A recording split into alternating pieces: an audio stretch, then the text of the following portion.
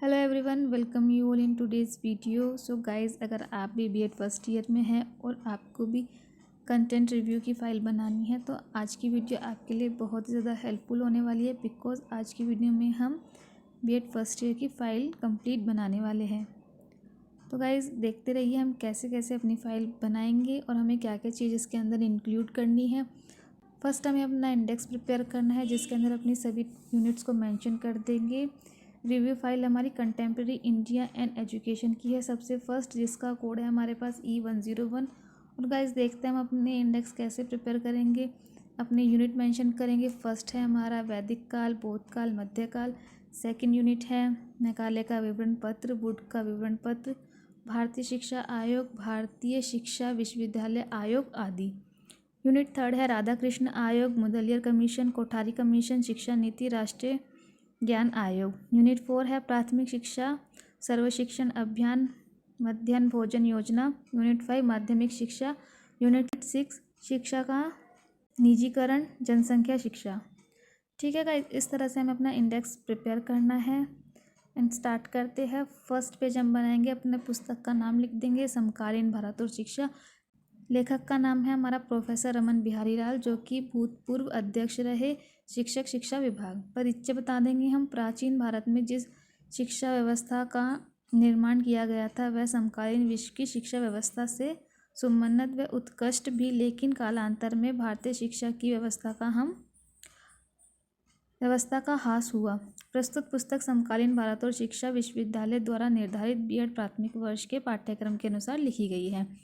तो इस तरह से हम अपना परिचय दे देंगे। आपको वीडियो को पॉज करके इस तरह से अपनी फाइल में नोट डाउन करना है। नेक्स्ट है हमारा विषय सूची। हमने विषय सूची अपनी यहाँ पर लिख दी है। जो भी हमने पढ़ा वैदिक काल के बारे में, बौद्ध काल के बारे में, मध्यकाल के बारे में। यूनिट 2 में हमने पढ़ा मैकाले के विवरण पत्र के बारे में 1835, वुड का घोषणा पत्र 1854।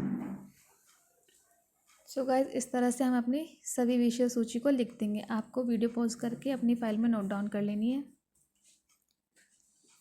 नेक्स्ट है हमारा यूनिट 1 वैदिक काल में शिक्षा। वैदिक काल में शिक्षा किस तरह की होती थी। वैदिक काल में शिक्षा शब्द का प्रयोग ज्ञान, विद्या, विनय और अनुशासन के पर्याय के रूप में किया जाता था। इन रूपों में संकुचित और व्यापक अर्थों में दिया जाता है। बौद्ध काल में शिक्षा किस तरह से होती है। बौद्ध काल में शिक्षा बौद्ध मठों एवं विहारों में होती थी। तो हमने ये सब लिख दिया है, आप अपनी लैंग्वेज में इसको लिख सकते हैं। मध्यकाल में शिक्षा कैसी होती थी। मध्यकाल में मुसलमान शासकों के सहयोग से एक नई शिक्षा प्रणाली का विकास हुआ जिसे मुस्लिम शिक्षा प्रणाली कहते हैं। इस काल में सभी मुसलमान बादशाहों ने इस्लाम धर्म के प्रचार के लिए मकतबे एवं मदरसे का निर्माण किया। तो हमने अपनी लैंग्वेज में यहाँ पे लिख दिया है।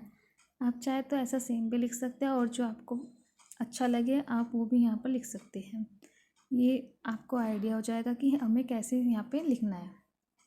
यूनिट 2 में हमने मैकाले का विवरण पत्र 1835 पढ़ा, उसके बारे में लिख दिया है। 1813 के आज्ञा पत्र के तत्संबंधी धारा 43 की व्यवस्था करने के बाद लॉर्ड मैकाले ने भारतीयों की शिक्षा के स्वरूप के संबंध में सुझाव दिए।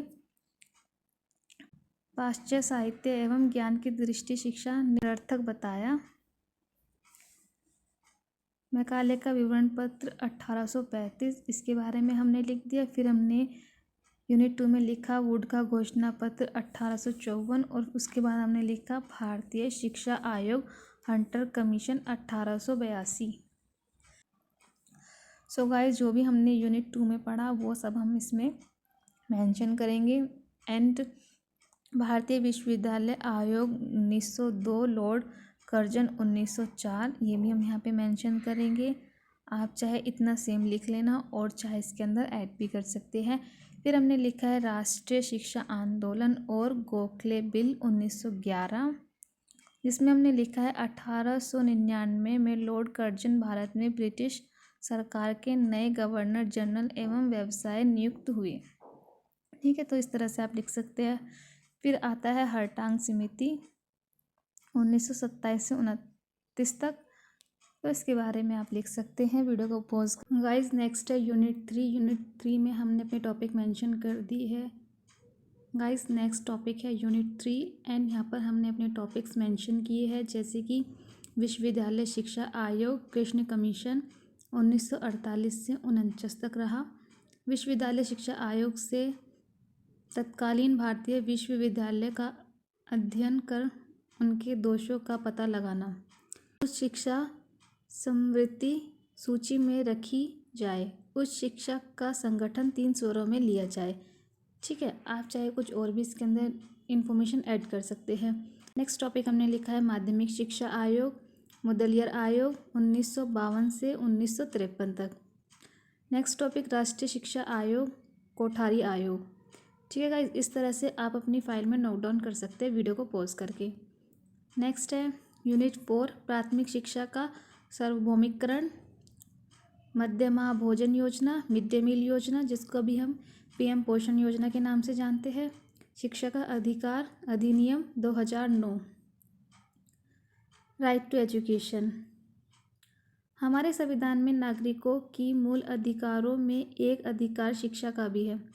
हमारे संविधान में नागरिकों में मूल अधिकारों में एक अधिकार शिक्षा का भी है। यह अधिकार 6 से 14 आयु वर्गों के बच्चों को भी प्राप्त है। इसी तथ्य को प्रारंभ में संविधान के अनुच्छेद 45 में दोहराया गया था।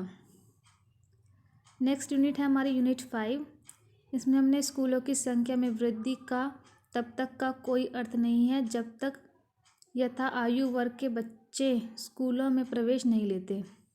फिर हमने अपनी यूनिट 6 यहाँ पर डिस्क्राइब करी है शिक्षा का निजीकरण। फिर है जनसंख्या शिक्षा। तो गाइज ये टॉपिक हमारे हैं यूनिट 6 के, आपको इस तरह से मेंशन कर देने हैं। नेक्स्ट जो हमारी फाइल है वो है philosophical sociological perspective of education. ठीक है, इसका हमने इंडेक्स बना लिया है। इंडेक्स की 6 यूनिट मेंशन की है। यूनिट 1 में है शिक्षा का अर्थ प्राकृतिक उद्देश्य ज्ञान का अर्थ।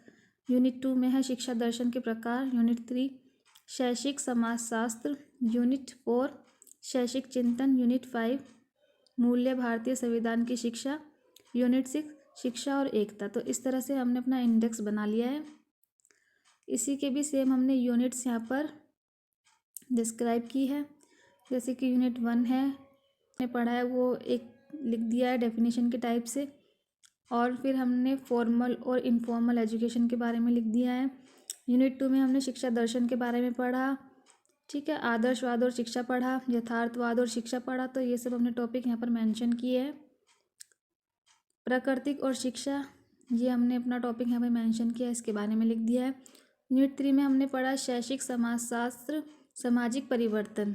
यूनिट 4 में हमने क्या पढ़ा, टैगोर के अनुसार शिक्षा की जो प्रक्रिया है वो किस तरह से है, यहाँ पे हमने डिस्क्राइब कर दी है। फोटो के अनुसार शिक्षा का जैसा भी व्यवहार है वो हमने यहाँ पे मेंशन किया है। यूनिट 5 में हमने मनुष्य का शाब्दिक अर्थ है उपयोगिता।